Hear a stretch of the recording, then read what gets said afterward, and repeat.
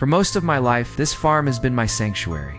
It's huge, quiet, a place of peace. But after my wife, Maria, passed away, that peace, it curdled. The silence became deafening. The house, once filled with laughter and life, now felt like a hollow shell. It's just me and my old dog Bosley rattling around in a space that was built for a family. We have our routines, you know? They keep us grounded. One of those is our nightly walk. Loop around the property, same path every single time. A few months back, I was finishing up a long shift welding in my shop. It's the kind of tired that settles deep in your bones. Bosley and I started our walk. The moon was bright, the air was still. I've taken that walk thousands of times.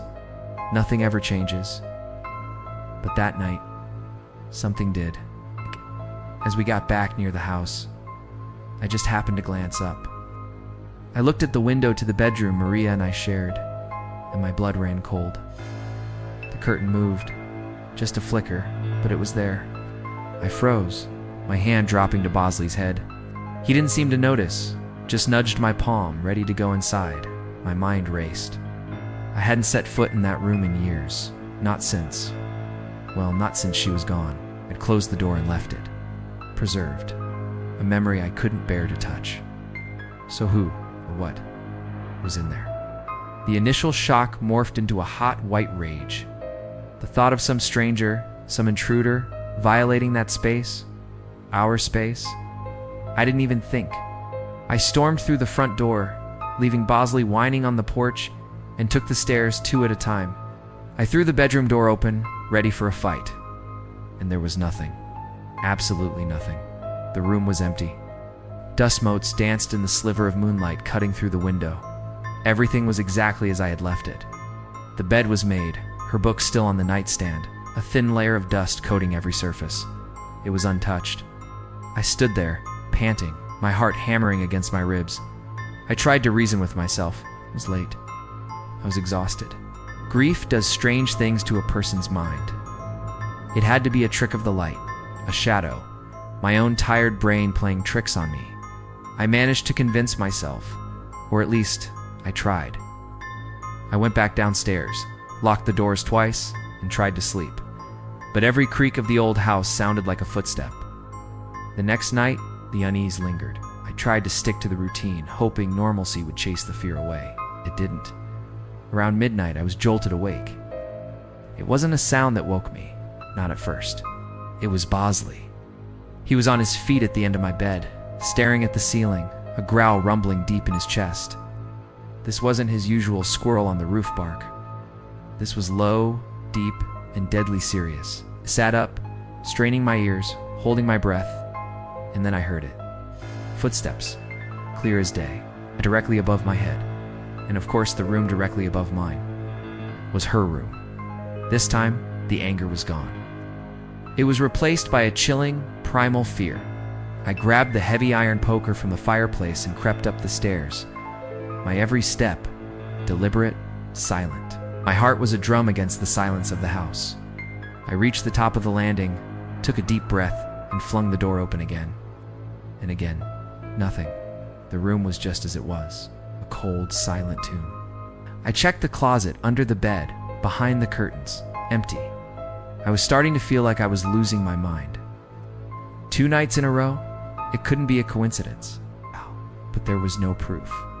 No sign of entry, nothing out of place. The 3rd night was when the last shred of my denial shattered. I woke up around 3 a.m., a weird feeling nagging at me. I laid there for a moment, trying to place it. Then I realized what it was. A faint glow was coming from downstairs. I always, without fail, turn off every single light before I go to bed. It's part of the lockdown routine. I slipped out of bed, my hand already reaching for the poker I'd left by my door. I crept to the top of the stairs and looked down. The kitchen lights were on, not just one, all of them, blazing. That was it.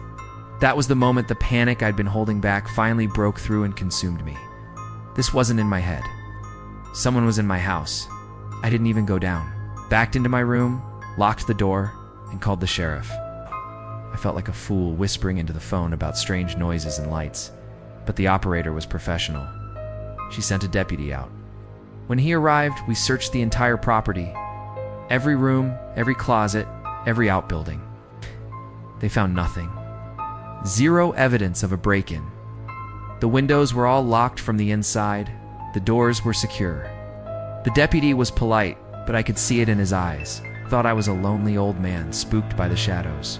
Suggested I get some better locks, maybe a security camera. He left, and the silence he left behind was worse than before. The feeling of being watched didn't leave with him. It stayed. It clung to the air in my home. At night 4 is when I saw her. I don't know why I went up to the room again.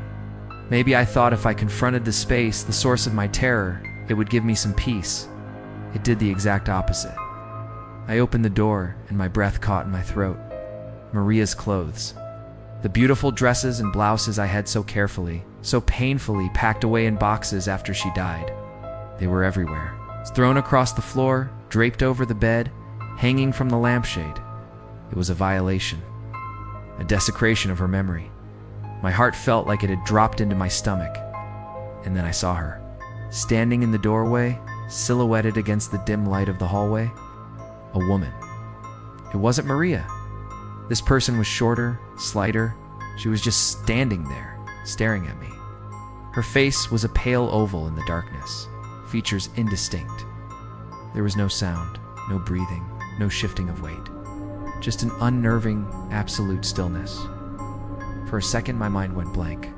Then pure instinct took over. A surge of adrenaline, of territorial rage. I yelled, something primal and incoherent, and I ran right at her. The moment I moved, she bolted. She turned and fled down the stairs with an unnatural speed and silence. I was right behind her, my heavy work boots thundering on the old wood. She was out the front door before I'd even reached the bottom of the staircase. I burst out onto the porch, scanning the darkness. Gone. She had vanished into the night as if the shadows themselves had swallowed her. Sleep after that became a luxury I couldn't afford. Weeks crawled by. Every gust of wind sounded like a footstep on the porch. Every creak of the house was her on the stairs.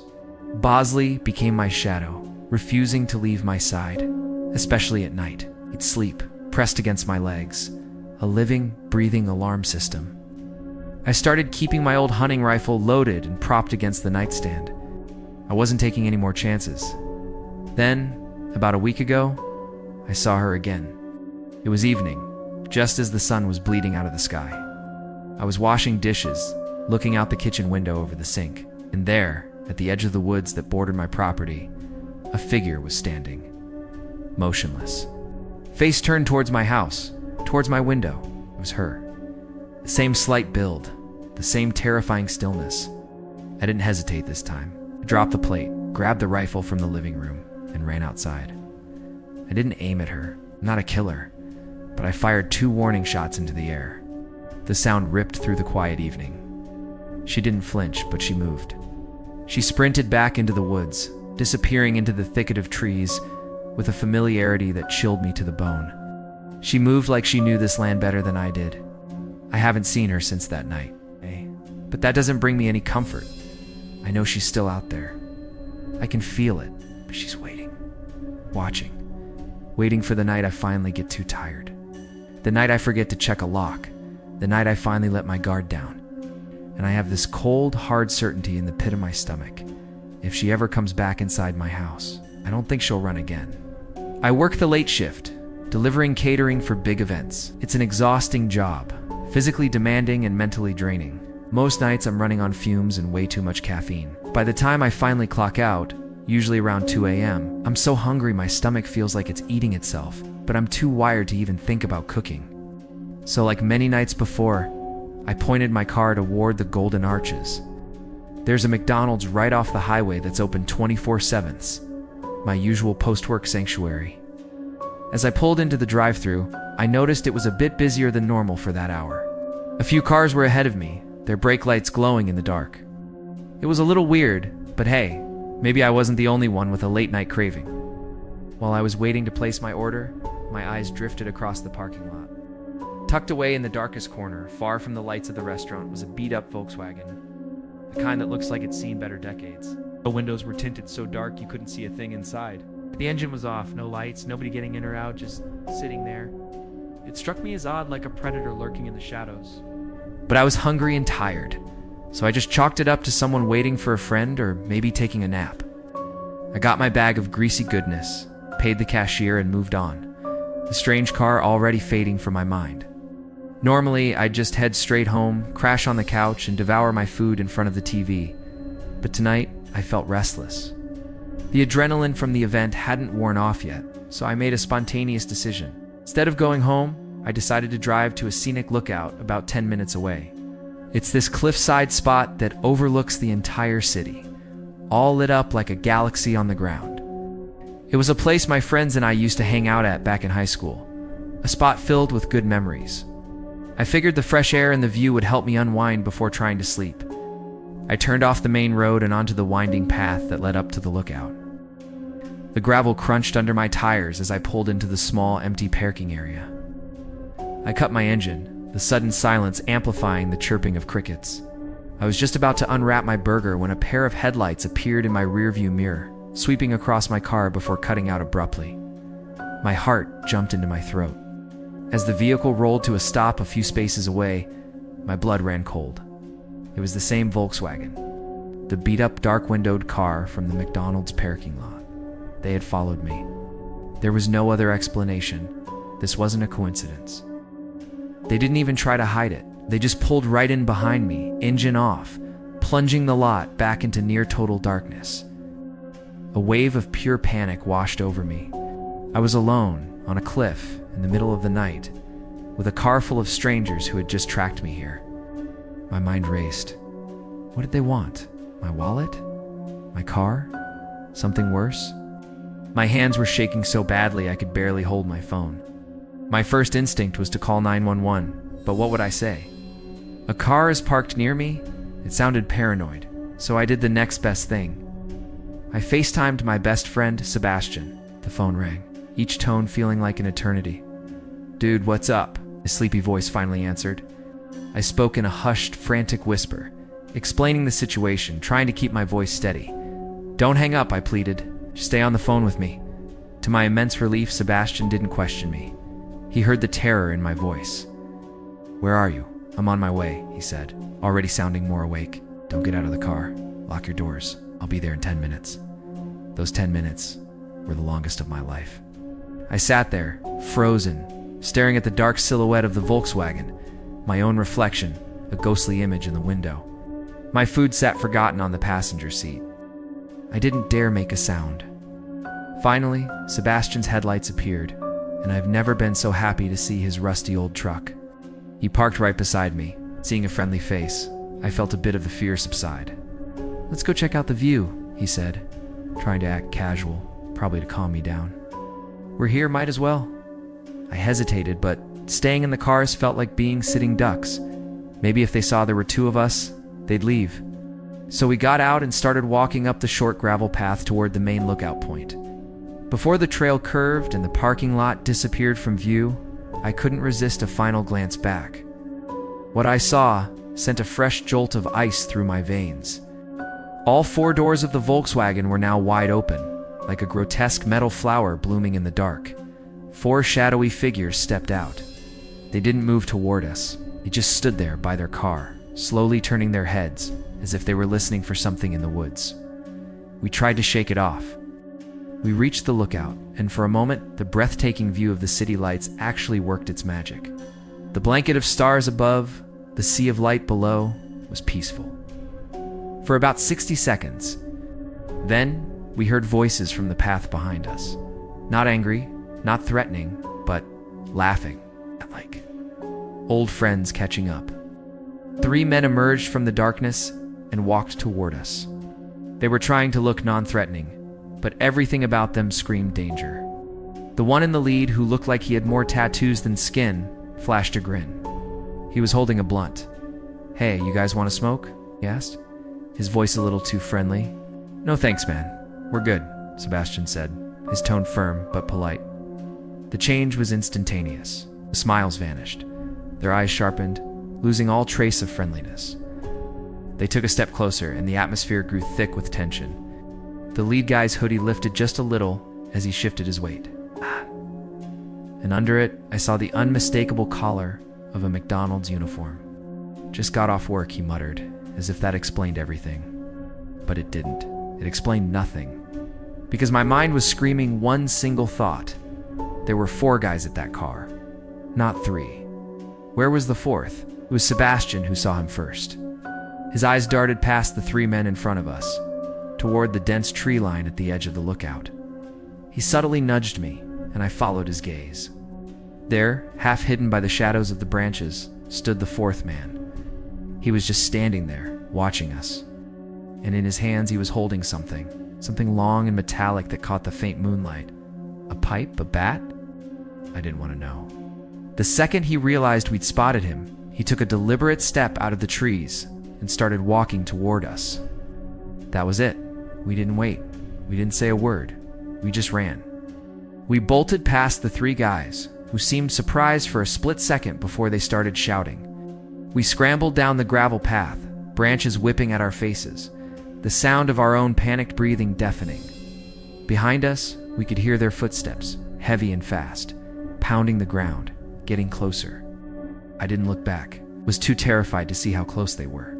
The thought of them catching us was more frightening than any monster I could ever imagine. We burst into the parking lot, fumbling for our keys. I dove into my driver's seat, my car roaring to life. Sebastian did the same. As I slammed my car into reverse, I heard the doors of the Volkswagen slam shut. They were getting in their car to chase us, floored it, peeling out of the lot, not even caring which way I was going, just away. I knew one thing for sure. I wasn't driving home. No way was I leading them to my house. I called Sebastian, and we agreed to meet up on a well-lit street in his neighborhood. Parked our cars, doors locked, just sitting there for what felt like an hour, shaking and breathless, trying to process what had just happened. The next day, still rattled, we knew we had to do something. Sebastian, in that moment of terror at the lookout, had somehow managed to snap a quick blurry photo of the main guy on his phone. We drove back to that same McDonald's. It felt surreal being there in the bright daylight. We went inside and found a young employee, maybe 18, wiping down tables. We cautiously approached him and showed him the picture. "Hey, do you know this guy?" I asked. The kid's face went completely white. His eyes widened and he looked around nervously. "Yeah," he whispered, leaning in closer. He used to work here. He got fired a few weeks ago for stalking his ex-girlfriend, another employee." He paused, swallowing hard. "He still comes back sometimes, parks in the lot and just waits for her shift to end." A horrifying realization dawned on me. That night, he wasn't waiting for her. He saw my car in the drive-thru, saw I was alone, and he decided to follow me instead. I was just a random target, in the wrong place at the wrong time. I still get chills thinking about what would have happened if Sebastian hadn't shown up, or if we hadn't seen that 4th man in the trees. So, be careful out there, especially late at night. You never ever know who's watching. Thanks for listening, and please, stay safe. I grew up in one of those suburbs where the biggest thrill was the ice cream truck running out of your favorite flavor. It was boring. So my friends and I, we had to make our own excitement, our chosen hobby, urban exploration. We'd find abandoned buildings and turn them into our own personal playgrounds. There was the old factory, the deserted school, but our absolute favorite was the old church, 198 Elmwood Avenue. The address is still burned into my memory, clear as day. The place was a total wreck. A rusted, broken fence surrounded it, and the front doors were boarded up tight. But we had our way in. A busted-out stained glass window around the side, just big enough to slip through. Inside, it was a shell. The floors were completely gone, just packed dirt and debris. The only thing left was a single, rickety staircase that spiraled down into the darkness of the basement. One chilly fall night, 6 of us decided to go. It was me, Luna, Gina, Johnny, Max, and Ally. We went down into that basement, armed with flashlights and a portable speaker. We were determined to turn this creepy, tomb-like space into our own private clubhouse. We cracked open some sodas, put on some music, and for a little while, it almost worked. The shadows danced on the stone walls, and our laughter echoed in the empty space. We were just kids, trying to feel alive in a dead place. Then bang. The sound was so loud, so sudden, it cut right through the music. It came from upstairs, from the main hall, the door slamming shut. We all froze. The music seemed to fade away, and all we could hear was the frantic beating of our own hearts. Luna, Gina, and Johnny didn't hesitate. They were up those stairs and out the window before we could even process what happened. 1 second they were there, the next, just the sound of their panicked footsteps fading away. That left me, Max, and Ally. We were always the brave ones, the ones who pushed things a little too far. But let me tell you, bravery evaporates real quick when morbid curiosity takes over. We had to know. We turned off the speaker, grabbed our flashlights, and slowly, quietly, made our way up the creaking staircase. The air upstairs felt different, colder, thicker. The sound had come from a small room off the main hall, a place we'd never bothered to look into before. We pushed the door open. The smell hit us first. It was metallic, coppery, like old pennies and something else. Something organic. The flashlight beams cut through the darkness, landing on a cracked wooden dresser against the far wall. On top of it sat a mirror, but it was smeared with something dark red. We moved closer, and Max reached out a finger, hesitating just before he touched it. It wasn't old, dried paint. Stains were wet, sticky. A cold dread started to crawl up my spine. We instinctively stepped back, and that's when my light caught something else on the dresser, a small framed photograph. We huddled together to get a better look. It was a wedding photo, faded and yellowed with age. A bride, dressed in a beautiful white gown, was smiling at the camera, but her eyes... There was something so wrong with her eyes. They weren't happy. They were hollow, filled with a profound sadness, almost a look of terror. It was like she was screaming for help from behind that joyful smile. Before any of us could say a word, a sound echoed from behind us, a soft, shuffling noise. Right. It came from the basement. Oh. The same basement we had just left, the one that was supposed to be empty. That was it. Curiosity was gone, replaced by pure, instinctual fear. We didn't think, we didn't talk, we just ran. We bolted out of that room, scrambled down the main hall, and threw ourselves out of that broken window. We didn't stop running until our feet hit the pavement on the other side of the fence, gasping for air, chests burning. We stood there on the curb, a block away, looking at each other under a flickering streetlight. No one said a thing. We all knew what we'd heard, what we'd seen. The silence was heavier than any words could have been. And then I made the mistake. I don't know why, I just had to. I looked back at the church, and standing there, in the very window we had just climbed out of, was a silhouette. A dark, human-shaped figure, just standing there watching us leave. We never went back to 198 Elmwood Avenue. A few years later, we heard they demolished the whole block to build some new condos. The church is gone now, completely erased, as if it never existed. But that night remains. It's a cold spot in my memory that never warms up. Because if that figure in the window wasn't one of our friends playing a prank, and if it wasn't some random squatter, then that leaves only one other possibility. It means someone was down in that basement the whole time, someone who never left, someone who was maybe a little angry that we interrupted their wedding party. Thanks so much for listening to my story. If you have any chilling experiences of your own, I'd love to hear about them in the comments below. And if you enjoyed this, don't forget to hit that like button and subscribe for more strange tales. Stay safe out there.